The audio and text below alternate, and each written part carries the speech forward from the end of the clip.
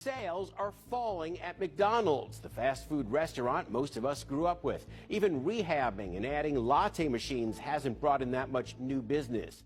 The world's most hated fast food chain is finally facing consequences that started with their food but became something much bigger.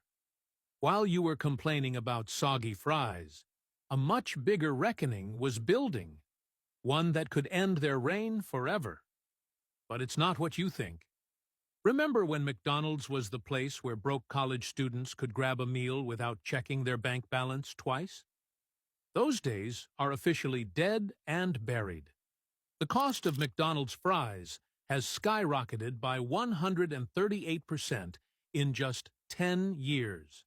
That's not a typo. We're talking about the same soggy potato sticks that used to be pocket change. What used to be America's most affordable dining option now prices out the very families it built its empire on.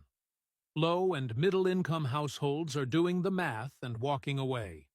When a Big Mac meal costs more than $15 in some cities, you know something's gone seriously wrong with the value in value menu. Here's the kicker, though. Fast food inflation hasn't just been bad. It's been brutal compared to how much workers actually earn. While McDonald's prices shot through the roof, paychecks crawled along like rush-hour traffic. The gap between what people make and what a quarter-pounder costs keeps getting wider every month. McDonald's tried throwing some Band-Aids on this mess with promotions like their $5 meal deals.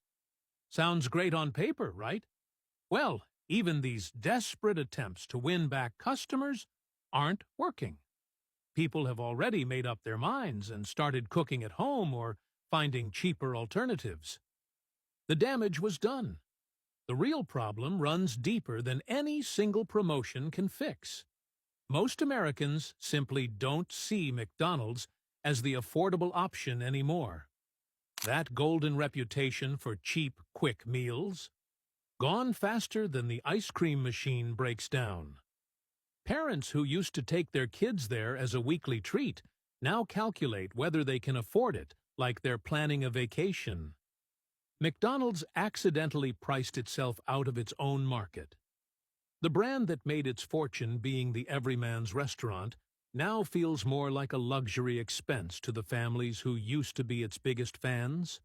When your core customers start viewing your food as too expensive for regular visits, you've got a serious identity crisis on your hands.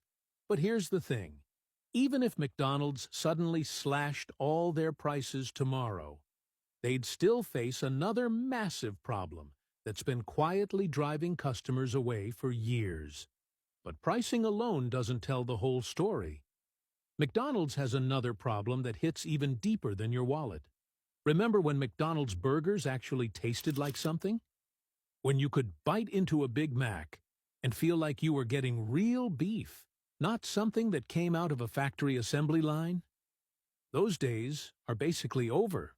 The golden arches might still look the same, but what's between those buns has changed dramatically. The meat patties have gotten thinner over the years, much thinner. And it's not just your imagination playing tricks on you.